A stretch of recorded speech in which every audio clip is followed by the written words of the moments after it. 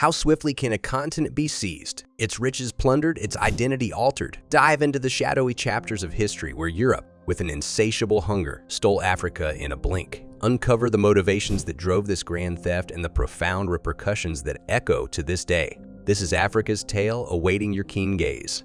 Europe's insatiable appetite for dominance during the 19th century birthed the era of colonialism. The scramble for Africa, a fervent race among European powers to carve out territories, left the continent divided and exploited. The motivations were multifaceted: economic gain, resources, and a sense of imperial superiority. The result was the imposition of European rule and values, setting the stage for the rapid plunder of African heritage. Colonial powers did not stop at land and resources. They voraciously plundered African cultural artifacts with the intent to erase and subjugate local identities. The Benin bronzes, a collection of exquisite sculptures, became a symbol of this theft. These artifacts, created by the people of the Benin Empire, were forcibly taken to Europe, scattered across museums, and paraded as trophies of conquest. The looting erased not only the artifacts from their rightful contexts, but also the stories and beliefs they carried, leaving a void in African history. European museums, often revered as temples of knowledge, became sanctuaries for stolen African treasures. The British Museum, for instance, became a repository for countless artifacts collected through questionable means. The grandeur of these institutions concealed the fact that their collections were tainted by the legacy of colonialism. These museums, once pillars of enlightenment, now stood as grim reminders of cultural subjugation. The outcry for the repatriation of African artifacts has gained momentum in recent years. African nations and advocates have called for the return of their stolen heritage, seeking to mend the wounds inflicted by colonialism. France's acknowledgement of the need to return African artifacts set a precedent, and Germany's commitment to repatriate Benin bronzes underscored the urgency of rectifying historical wrongs.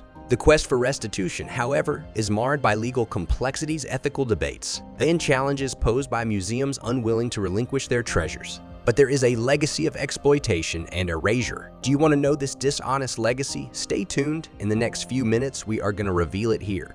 Continuing the legacy of exploitation, colonial powers systematically erased and suppressed African identities. The theft of artifacts was just one facet of a broader campaign to dismantle indigenous cultures.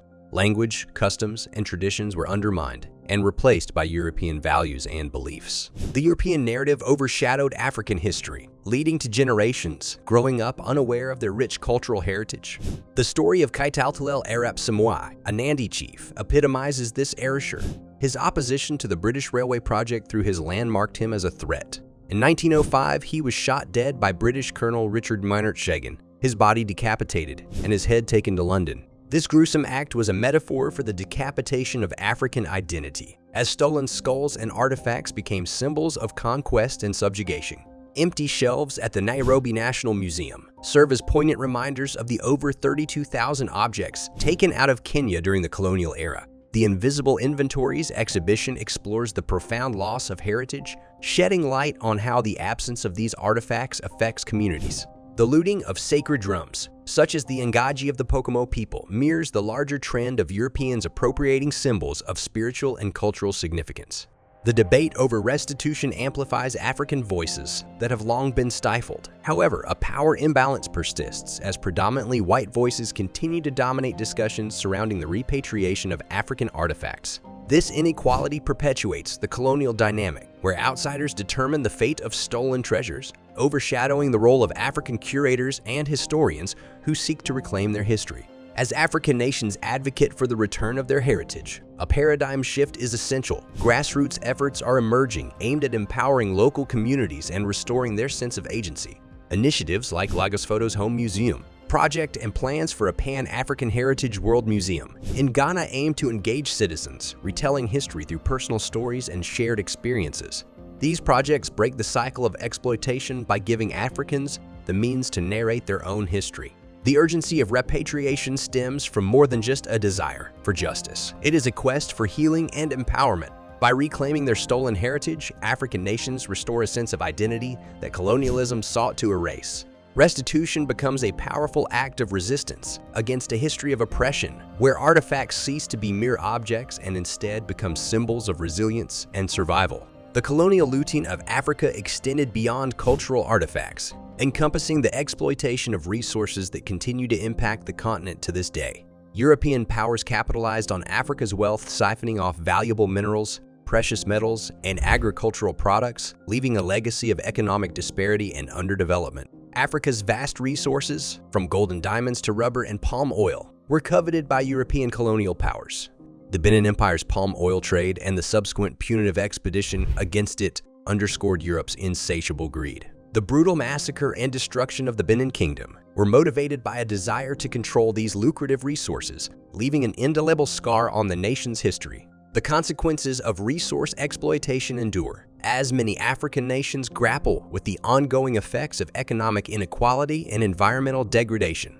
The scars of colonial-era resource extraction run deep, leaving countries dependent on the export of raw materials without reaping the benefits of value addition. The cycle of exploitation continues, perpetuating a narrative of Africa as a supplier of wealth for the global north. Even as colonial powers amassed riches, they conveniently ignored the long-term implications of their actions. Ecosystems were disrupted, communities were displaced, and the balance of power was irrevocably skewed. The exploitation of African resources was not merely a transaction. It was a plunder that disrupted entire societies and undermined the continent's capacity for self-sufficiency. The persistence of economic inequality is a stark reminder of Europe's rapid exploitation of Africa's resources. While Europe reaped the rewards, Africa was left grappling with the aftermath, struggling to rebuild and develop in the wake of centuries of plunder. The legacy of resource exploitation reverberates through economic policies, trade relationships, and development trajectories, perpetuating a cycle of dependency. The movement for the restitution of stolen African artifacts embodies more than just a desire for material recovery. It symbolizes the reclaiming of cultural identity and the rectification of historical injustices. The fight for repatriation is a call to restore dignity to African nations, acknowledging the trauma inflicted by colonial powers and their insatiable greed. European museums have served as vaults of stolen African heritage, displaying artifacts that were torn from their original contexts. The British Museum, adorned with treasures from across the globe, stands as a stark reminder of the spoils of colonialism. The Benin bronzes, once symbols of African artistry, now reside within European walls, waiting to be returned to their rightful home. The African Union's vision of a great museum of Africa, to be built in Algeria, reflects the continent's determination to rewrite its own narrative. This institution seeks to address the illicit trafficking of heritage and engage in negotiations with countries holding looted artifacts. The envisioned museum becomes a powerful platform for Africa to take charge of its history, facilitating conversations and collaborations on restitution. The urgency of restitution cannot be overstated. It is a recognition of the need to confront the injustices of the past and pave the way for a more equitable future. The return of artifacts is not just a legal and ethical obligation. It is a step towards healing, empowerment, and reclaiming a sense of agency that was robbed by colonialism. As African nations continue to advocate for the return of their stolen heritage, the global community must respond with empathy and action. It is a collective responsibility to acknowledge the destructive legacy of colonialism and actively participate in righting historical wrongs. Restitution is a journey towards reconciliation, one that holds the potential to reshape narratives, empower communities, and forge a more just world. The tale of Europe's rapid exploitation of Africa's resources and heritage is a painful chapter in history that cannot be ignored.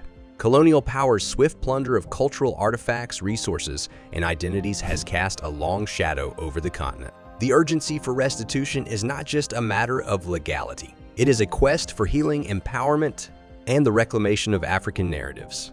The repatriation of African artifacts is not a mere transaction of objects. It represents a profound shift in power dynamics. The return of these stolen treasures signifies a turning point in acknowledging the historical injustices perpetuated by colonialism. It is a step towards rectifying the erasure of African voices and identities and a testament to the resilience of communities that have persevered despite the odds. African nations are not seeking to rewrite history, but rather to reclaim it. And it's our responsibility not only to help them, but also to stand with them firmly. And you can do it just by giving it a like and sharing this video in your communities and motivating us to make more videos like this by subscribing to our channel.